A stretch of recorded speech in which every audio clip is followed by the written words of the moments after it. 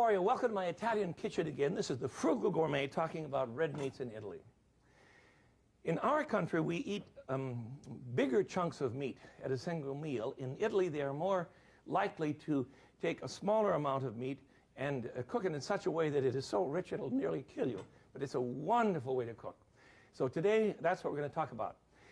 Red meats, primarily from the north, though Craig has a dish from Sicily that's going to knock your socks off. So sit down, grab your notebook, and let's start cooking beef, veal, and pork. Now, Italian meat shops are very different from our own. In Italy, Italian shops, meat shops are just gorgeous. You can wander through any major city. This is Turin. Look at these places. The meat is hanging outside the cases. That's our health department would scream bloody murder, but in Italy it's perfectly all right. And it's very fresh. They move stuff in a hurry. In the north, they eat a lot of meat. This market in Turin, he has a goat leg there that he's weighing out. And of course, the lovely city of Florence, Firenze. They're very fond of innards there. I hope you saw us do innards. But their public market, right here in the middle of the city, right near the cathedral, is just a lovely, lovely place. You can buy all sorts of meats there, and you can buy creatures that have just recently been killed and are still whole. Rabbits and pheasants, all sorts of things. Now, in the fancy markets, this one, look out, Smith, you're going to faint. This, look at the prices on that. That's 24,000 lira for a kilo. Oh, boy, that's very expensive veal. But that was a wonderful place, and this is Pecs. Now, watch this. We go in there and start looking around. These are all cured meats in Milan, very near the cathedral again. A lovely, lovely place. And these Parma hams, there's a whole piggy if you want to take that home. Craig is fascinated by the hams, and so am I. We decide to buy one, and when we take it to the gal in cash, she weighs it out, and she, how much is it? How much is it?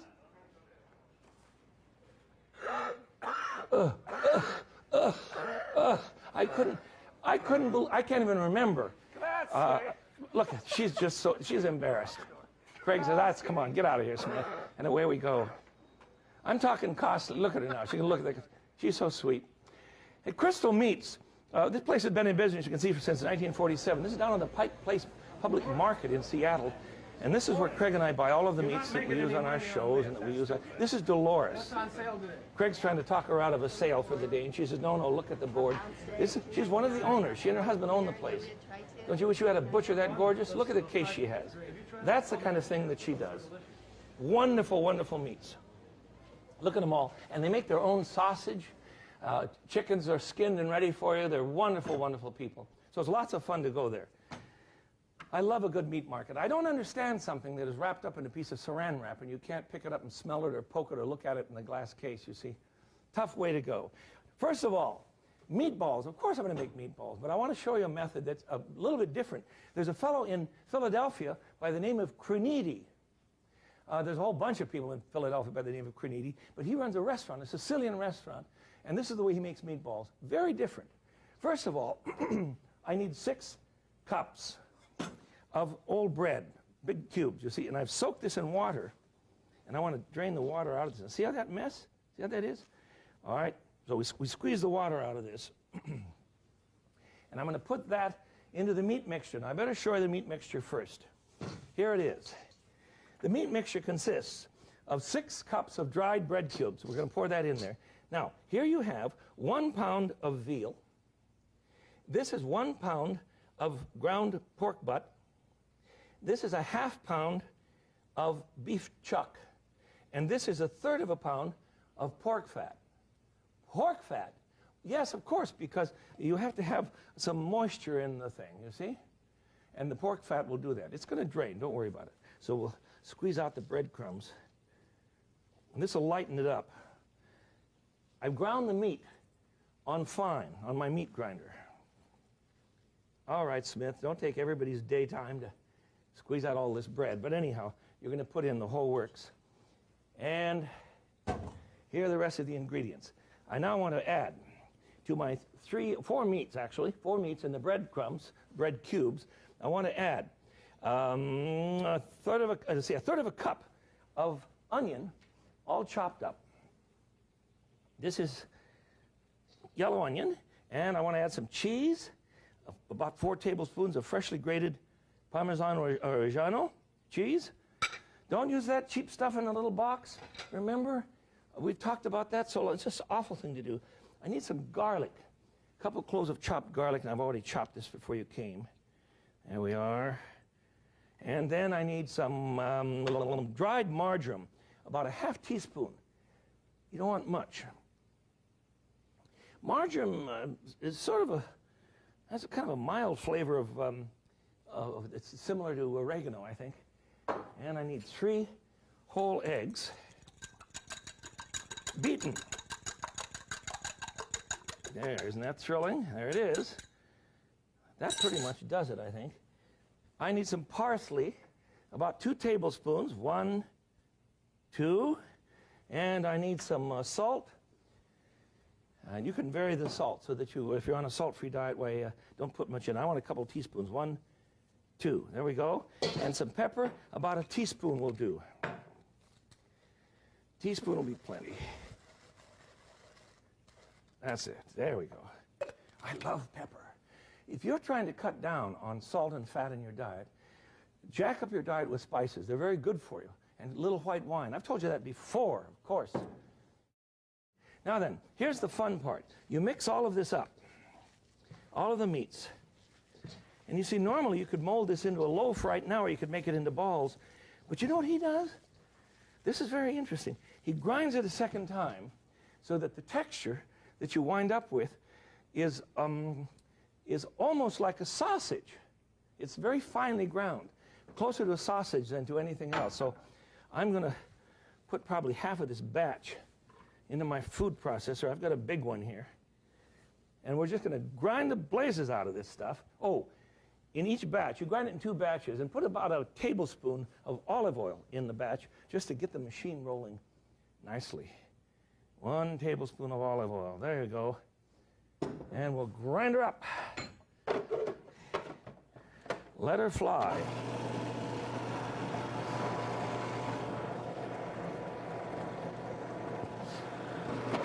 That's plenty. You see, what we have now, this is a very different texture for a meatball. It's not totally ground like the center of a weenie. It's coarser than that.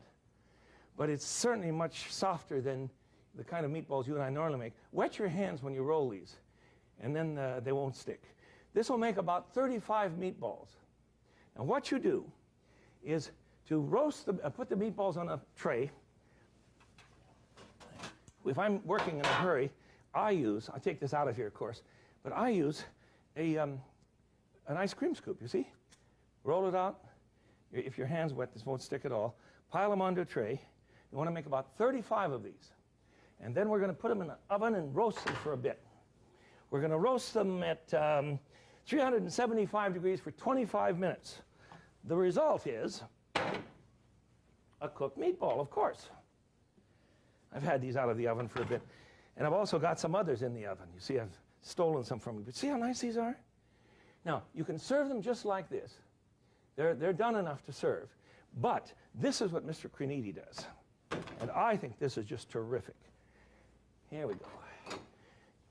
A dish, a meatball or 2, and he cuts them in half and lays them side down in the dish. Cuts them in half, and then tops the dish with tomato sauce and mozzarella cheese, and then he serves them murderously hot in the baking dish right out of the oven. Bakes them a second time. Takes about 15, 20 minutes the second time around. What did I say? No, I just said bubbly. So you bake yours till they're bubbly. Tomato sauce. Better turn you off, kiddo. There we are. Put some tomato sauce on the top of these. Oh, kitchen smells so good today. I'm just sick that you can't smell it. I don't know where the cheese is. Here's some. Here we go. Here's some grated mozzarella. Coarse grated, of course. Sorry. It's pretty apparent I write my own stuff, isn't it? But I have more fun than anybody else, I'll tell you that. All right, into a 375-degree oven until they're bubbly. And these are already bubbly, and they're just hotter than a $2 shotgun. So here's our first dish today. Baked meatballs. Here we go. But you can also serve them on the top of spaghetti if you like to do that. Or you can put them in other dishes. It's all right. These are really nice. Very nice. And I love that crunchy cheese topping. That's so good. All right, the next one. I think I'm doing veal and ham. Oh, yes. First of all, look at my ham over here. This is a Parma ham. This meat machine is my baby. We brought that in from Milan. This is an antique, and it's great. Greg, take a slice of ham off that for me, will you? Watch this. Watch this. It's just wonderful fun. Look at it go. Paper thin. Isn't that gorgeous? All right. Now you take some of those pieces of ham and some veal, and we're going to make a wonderful dish that, the kind of thing I was talking about, that stretches your budget. First of all, we take a slice of veal. These are 4-ounce veal, what's the proper cut of meat? 4-ounce veal cutlet. You got it with me today? Okay. Here we go. We'll just need one of these. The butcher will prepare them for you like this. You see? They're not very thick. It's all set to go. But that's too thick for me. In Italy, you'd make them thinner. So I'm going to pound it out. Here's a lesson for you today. This is heavy plastic that is used to cover windows. You buy it at the hardware store. Tell them you want vinyl sheeting that is 8 millimeters thick. Do not store food in this stuff. That's not what it's for. But this is what I do with it. Plastic on both sides, a meat pounder. Watch this now.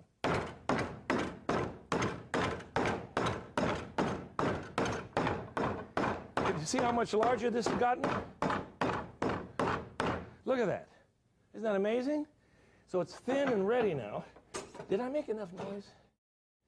It's thin and ready now for the next step. And this is very simple. I have a friend here that helps me around the kitchen, and he made this dish for his family the other night, and he tells me it went over great, so I was tickled. A couple teaspoons of parsley in each one of these, and a thin slice of prosciutto, the ham that Craig was just working on. You see? You can almost see through this stuff. That's beautiful.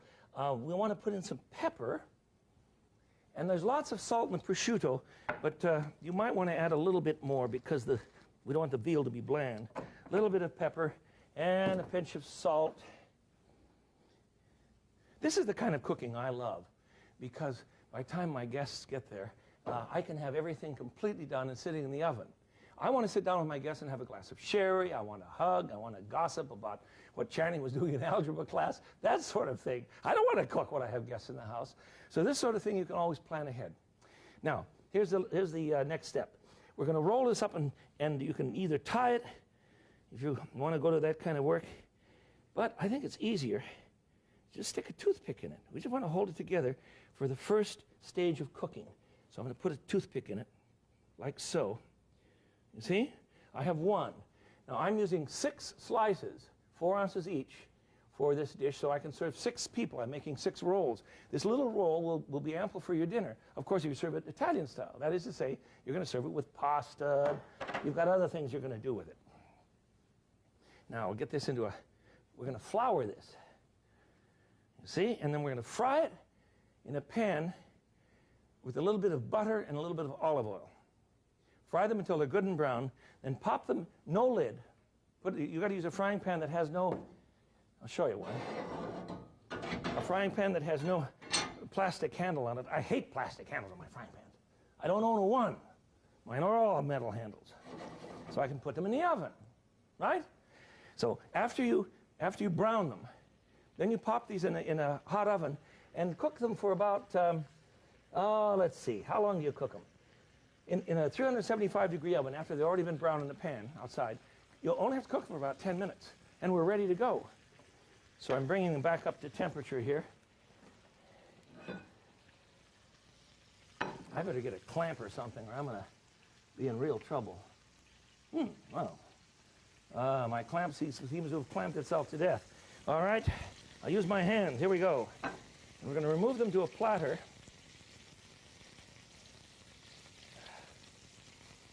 There we are. And then we're going to deglaze the pan. And remember, deglazing means Kids, don't do this if you see me do it. You go find that clamp. We're going to deglaze the pan with a little bit of red wine and a little bit of chicken broth. Just a quarter of a cup or so. And I'll let that cook down. I think I should cut one of these, don't you, so you can see what it looks like? There we are. Okay, let that simmer down a bit. What we're doing is simply causing the brownie yumminess that formed in the pan when we were frying these to cook down into a sauce. You've seen it baked in the pan, so it was already reduced a bit. Now let me show you what this looks like. These are very beautiful. When you cut them, you'll see a nice little pinwheel affair. You see? Isn't that gorgeous? Isn't that beautiful? Got it? There. All right, back onto the plate now, and I'm going to put the sauce on it. And I don't like to cover the thing with sauce. I like to pour it around the outside. So that's what I'm going to do. Mark, would you bring that crazy roast that Craig made? Bring it in here so we can look into it, huh? I'm going to try and get it down the sides instead of trying to cover it. There you are. And you'd serve it just like this. Isn't that gorgeous? A little parsley. There. That's a lovely meat dish. All right. 1, 2. Am I ready for that one yet? Set it down and he can come and open it. Okay. Hey, Craig, we're ready for you. I can't even say this. What is the name of this dish? Thanks, Mark. Farsu magru from Sicily. All right, let's see it. And this is 2 flank steaks. You know what that cut of meat is. We've used those on previous shows and all that. Well, I'll show them what a flank steak is. It needs to be pounded out. There you go. Here's the flank steaks. There you go. Okay, and you've used 2 of these. Pounded them out. And okay. I put them together and then season the steaks with salt and pepper. And there's a breadcrumb mixture that goes inside here that has pancetta in it. That's the Italian bacon. And that's sauteed down with some parsley and the breadcrumbs, a little bit of egg, chopped onion, hard-boiled eggs. It goes on and on and on. What was your special edition? Asparagus. Asparagus. It's very typical to prepare this sort of dish with vegetables inside of it, but not normally are you going to find asparagus in it. So let's see what it looks like. All right. Here, let me help you. You're on. Oh, you're going to do that. You cook like I do. I know. Good for you. All right, let's slice it up and see what you got. I'll just leave the string on there because... well, let's slice it this way so they can see. Okay, here we go. How's that? See what's going on? Oh, Craig. There's hard-boiled eggs. Not every person's going to get an egg, but every other person will. Oh, my Lord, that's beautiful. Yeah, let's serve it up. You know, I don't have any room to put this thing. Again? Again. There you go. There we go. Oh, look at the slices. How many people will that serve? 111. Now what are you going to do? That's a great dish. Well, in the pan that it was roasted in, after you've browned this, and then roasted it for about, an hour or so, you don't need to cook it very long because flank steak cooks quickly, and you want to toughen it. You pour some red wine, about a half a cup, and maybe a couple of tablespoons of tomato paste. Tomato paste, red wine. And some chicken stock. Chicken stock, okay. Pour it over the roast. Do it. It's been in the pan. And that's okay. Just put it on, Craig. We're not going to have time. I want you to see that other one, too. And it's just on the edges. Just on the edges. I don't want it on top of the meat. Great. Oh, that's beautiful, Craig. You could reduce this down a little bit if you'd like, and have a little thicker sauce. Sure. Not always necessary. Let's look again at what he's got in here. Hard-boiled egg, salami, pancetta, breadcrumbs with garlic, asparagus, pork, and then the outer casing, of course, is the flank steak. That's murder. It's a great dish. Oh, we've got one more to look at. Let's haul it out, will you? It's the pork roast with... Okay. Pork roast with pancetta. You're not even going to see any... You're not going to see any pasta today. Isn't that awful? We've got too many good things going. That's very good. That's very good. This is a pork butt that has been boneless, tied, untied, and then filled with mortadella, which is the Italian sort of, we know as bologna, but it's hardly that. boneless, tied, untied. Now, I'm getting some string here, but our friends aren't going to care. These people will eat anything when they come by. They'll eat anything. Pig string. There, you can see it now. You can see the roll. And this is the... Have you got some mortadella we could show? Sure. Get some, will you? I want them to see what it is. I'll put this on a plate while you do that. Mortadella is the ancestor of what we call, as you say, bologna. That's the stuff. Okay. All right, let's put this on a different plate. I want to use this plate for that. Okay. Thank you. Explain that while I dish this up, will you? Well, like I said, it's like bologna, but it's not. It's the ancestor of bologna. But this has large pieces of fat in it and black pepper and has flavor, and it's not bland like the stuff we're familiar with. So inside of a pork roast, tied up, it adds additional flavor, and it's a great thing to do. That's so good. Where did we have that? Bologna? Had to be. Had to be bologna. The idea of flavoring a roast with another kind of luncheon meat struck me as being a tad odd, but of course in bologna you use mortadella. That's where bologna that we know was invented, except that theirs is wonderfully flavored. And ours is leftover parts of the cow. I mean, really leftover. I don't like bologna, but I love mortadella. All right, let's put this out. I think we've got it there. Now, this roast with the mortadella in it, the additional flavor of the mortadella means that you can cut a thinner slice for your guests. No, I'm not trying to be cheap. I didn't mean to imply that. What I'm saying is that in Italy, you cook meats in such a way that you can stretch them out. In our system, in America, and I'm not knocking our system, we have much better meat than you can buy in Italy.